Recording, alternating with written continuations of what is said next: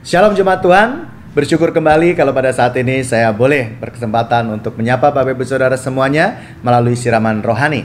Kami rohaniawan selalu berdoa untuk Bapak Ibu Saudara, kiranya segala kebaikan, kesetiaan, dan kemurahan Tuhan senantiasa ada bagi Bapak Ibu Saudara semuanya. Amin.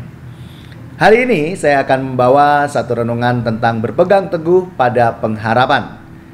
Langsung saja kita baca dalam Roma 15 ayat 4. Sebab segala sesuatu yang ditulis dahulu telah ditulis untuk menjadi pelajaran bagi kita, supaya kita teguh berpegang pada pengharapan oleh ketekunan dan penghiburan dari kitab suci.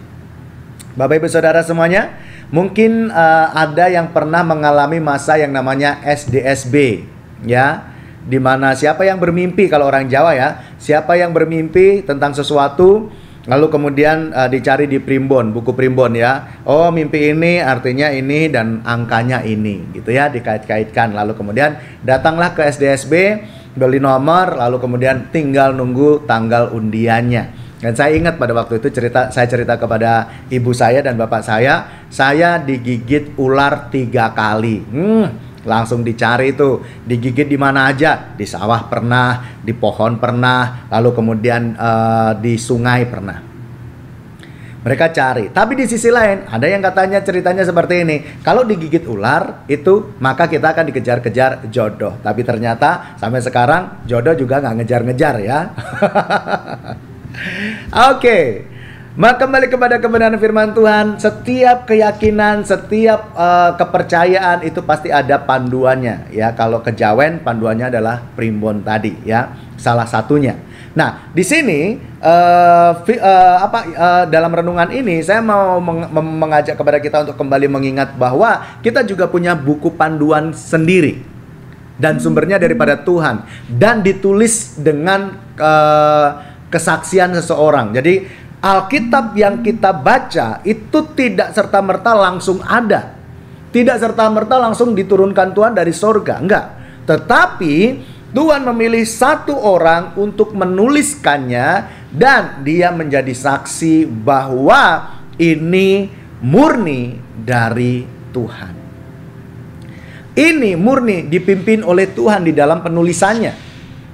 Nah, kenapa ini penting bagi kita? Karena di dalam penulisan Alkitab itu terdapat kebenaran firman Tuhan yang ditulis oleh para saksi pada waktu itu, bertujuan untuk kita pada zaman sekarang ini. Sementara di luar sana banyak orang yang meragukan kebenaran Alkitab, bahkan sampai dijadikan perdebatan yang sampai sekarang nggak kelar-kelar, nggak ada ujung temunya.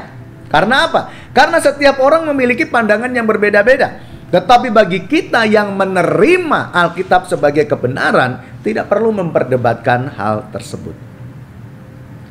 Nah, kita diharapkan untuk membaca kitab suci itu ada tujuannya. Tujuannya adalah supaya kita memiliki pegangan teguh pada pengharapan. Pengharapan di dalam Tuhan, pengharapan pada saat kita sedang dalam kondisi susah, pengharapan pada saat kita mungkin sedang dalam kondisi meragukan tentang segala sesuatu di dalam dunia ini. Ketika kita membaca Alkitab, maka kita akan menemukan banyak sekali kebenaran-kebenaran Tuhan yang sudah ditulis pada zaman dahulu melalui tokoh-tokoh yang pernah terjadi di dalam Alkitab, dan kita bisa belajar dari mereka, dari penulisan Alkitab yang sudah dilakukan di beberapa ribu tahun yang lalu. Jadi kalau Bapak Ibu Saudara ingin memiliki iman yang kokoh, Bapak Ibu Saudara ingin memiliki pengharapan yang teguh, tidak lepas dari yang namanya tanggung jawab membaca Alkitab. Membaca Alkitab ini bukan untuk gagah-gagahan, karena saya beberapa tahun yang lalu dan mungkin sampai sekarang masih terjadi seperti itu. Membaca Alkitab dijadikan satu kebanggaan dengan, oh saya sudah membaca Alkitab sebanyak 36 kali. Oh saya sudah membaca Alkitab 20 kali. Oh saya sudah membaca Alkitab 8 kali. Bagaimana dengan kamu? Apakah kamu sudah membaca Alkitab 1 kali saja? Nah, bagi orang yang belum, merasa minder. Bagi orang yang sudah berkali-kali, merasa bahwa, wow, saya sudah membaca Alkitab loh berkali-kali. Jatuhnya kesombongan. Bukan masalah seberapa banyak kita membaca Alkitab, tetapi seberapa banyak kebenaran di dalam Alkitab yang sudah ditulis pada zaman dulu itu ada di dalam kehidupan kita.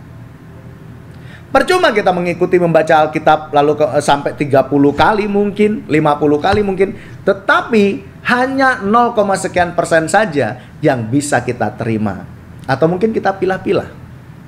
Ya. Kalau cocok ya saya terapkan, kalau nggak cocok untuk saya tidak terapkan, ya. Nah, itu tidak boleh.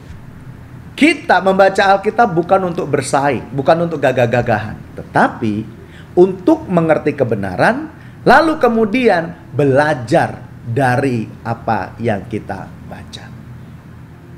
Jadi, marilah kita bangun iman kita agar kita memiliki pegangan yang teguh di dalam pengharapan di dalam Tuhan, dengan cara kita rajin membaca Alkitab. Bukan untuk gagah-gagahan, bukan untuk sombong-sombongan, tetapi untuk mengerti kebenaran dan menerapkannya dalam kehidupan kita. Tuhan Yesus memberkati. Mari kita berdoa. Terima kasih Bapa untuk segala kebaikan-Mu. Engkau yang telah menulis Alkitab, kebenaran firman Tuhan, melalui para penulis yang sudah Engkau tentukan. Kami mensyukurinya kalau kami sampai saat ini, walaupun kami tidak melihat peristiwa-peristiwa itu, tetapi oleh tulisan-tulisan yang Tuhan karyakan melalui para penulis, kami boleh mengimaninya dan menerima itu sebagai kebenaran. Dan kami bersyukur karena kami boleh belajar tentang kebesaran Tuhan dalam kehidupan kami. Oleh sebab itu hamba secara pribadi berdoa bagi setiap jemaat Tuhan yang melihat siraman rohani hari ini.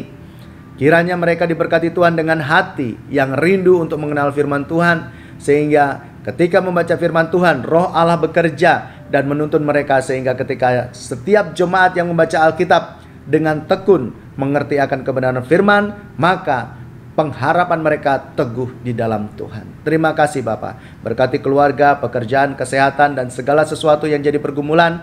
Tuhan hadir atas mereka semuanya. Di dalam nama Tuhan Yesus kami berserah diri padamu. Haleluya. Amin.